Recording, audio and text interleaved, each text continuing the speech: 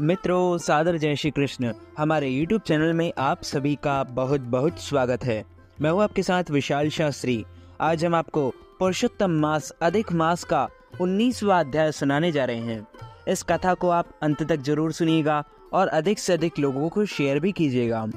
सूत जी बोले, हे तपस्वियों, इस प्रकार कहते हुए मुनि नारायण से देवर्षि नारद जी मधुर वाणी से बोले, हे ब्रह्मन तपोनिधे, सुदैव को भगवान से ने प्रसन्न होकर क्या उत्तर दिया, वह मुझसे कहो। श्री नारायण बोले, सुदैव के आग्रह करने पर भक्त वत्सल भगवान ने कहा, हे द्विजराज, तुमने जो कुछ किया है उसे अन्य कोई व्यक्ति नहीं कर सकता है, और जिससे मैं प्रसन्न हुआ हूँ उसका कारण भी मैं ही जानता हूँ। तुम नहीं जानते। मेरा प्रिय पुरुषोत्तम मास जो यह बीता है, तुम दोनों के पुत्र शोक मग्न होने के कारण इसकी सेवा व आराधना हो जाने से, हे तपोनिधे, तुमको महान फल प्राप्त हुआ है।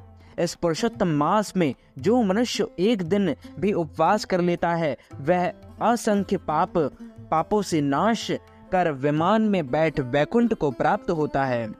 किंतु तुम दोनों को पूरा महीना निराहार ही बीत गया और बिना समय के मेघ वर्षा होने से नित्य प्रति तीनों काल तुम्हारा स्नान हो गया था।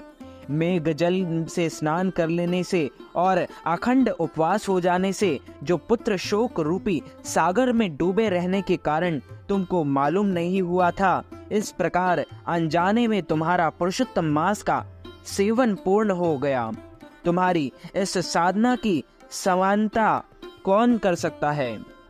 वेदों में जितने साधन वर्णन किए गए हैं, वे सब तराजू के एक पलड़े में रखकर और दूसरे में पुरुषोत्तम मास को रखकर ब्रह्मा जी ने देवताओं के समक्ष तोला तो पुरुषोत्तम का पलड़ा भारी बैठा, साधन वाला पलड़ा हल्का हो गया।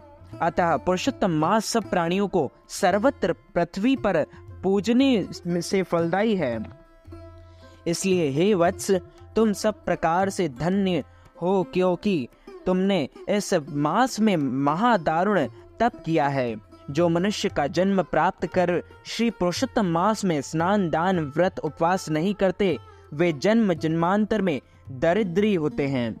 अतः सब भांति से मेरा प्रिय पुरुषोत्तम मास सेवन करना चाहिए।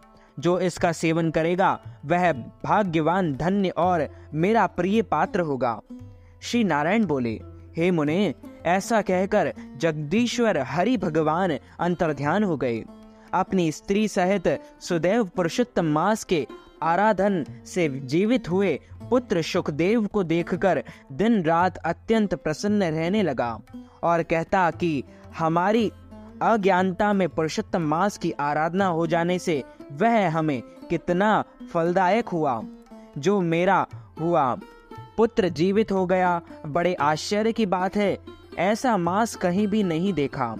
इस प्रकार सुदैव उस आश्चर्यमय मास को अच्छी तरह से पूजने लगा और पुत्र को देख वह ब्राह्मण सपत्नीक हर्षित होता था और वह पुत्र भी अपने सत्कर्म से माता पिता को आनंदित करता था।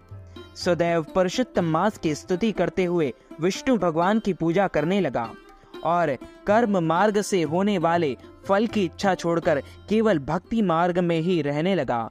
सब दुखों को दूर करने वाले प्रत्येक तीसरे वर्ष में आने वाले श्रेष्ठ पुरुषोत्तम मास की पत्नी सहित सुदैव जप होम स्नान पूजा दान आदि से श्री हरि को भजने लगा।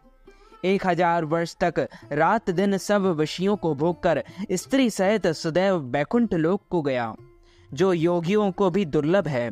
वह यज्ञ आदि करने वालों को भी अप्राय बैकुंठ लोक में हरि के निकट जा निश्चित रहने लगा। बैकुंठ लोक के समस्त सुख भोग कर सुदैव गौतमी सहित पृथ्वी पर आया। वहीं सुदैव राजा दृढ़धनवा नाम से तुम विख्यात हुए। हे राजन, तुम पुरुषोत्तम मास के प्रभाव से संपूर्ण भोगों को भोगने वाले और यह तुम्हारी पूर्व जन्म की पतिव्रता गौतमी पटरानी हुई। हे भोपाल, तुमने जो मुझसे पूछा था वह सब मैंने कह सुनाया, और जो तोता पक्षी था वह तुम्हारा पूर्व जन्म में शुकदेव नाम का पुत्र था, जिसे हरि ने जीवित किया था। वह 12,000 वर्ष तक की आयु भोगकर बैकुंठ को चला गया। वहीं शुकदेव वन में सरोवर के निकट बड़ के वृक्ष पर बैठकर अपने पूर्व जन्म के पिता तुमको आया हुआ देखकर दूषित संसार सागर में मग्न भोग रूपी विषयों में ग्रसित ऐसे राजा को देखकर अत्यंत कृपायुक्त हो तोता रूप हितकारी पुत्र सोचने लगा कि यदि मैं इस राजा को आत्मबोध नहीं कराऊंगा तो मैं बंधन मुक्त न हो जाऊंगा। कि वेद मत है जो पुत्र पिता की पुण्यमान नरक से रक्षा करता है वही श्रेष्ठ पुत्र है, नहीं तो आज मेरा वेदार्थ का ज्ञान वृथा हो जाएगा।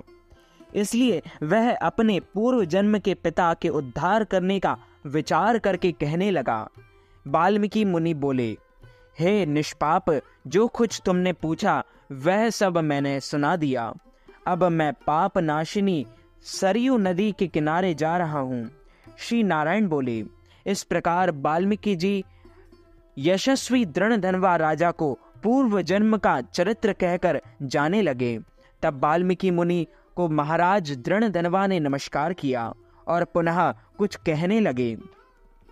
अच्युतम केशवम राम नारायणम कृष्ण दामोदरम वासुदेवम हरि श्रीधरम माधवम गोपिका वल्लभम श्री जानकी नायकम श्री रामचंद्रम भजे जानकी मनोहरम सर्वलोक नायकम श्री शंकरादि सेवितम पुण्य नाम कीर्तनम श्री राम राम राम राम राम नाम तायकम रमा कृष्ण वासुदेव भक्ति मुक्तिदायकम हरे राम राम राम हरे हरे हरे कृष्ण कृष्ण कृष्ण हरे हरे।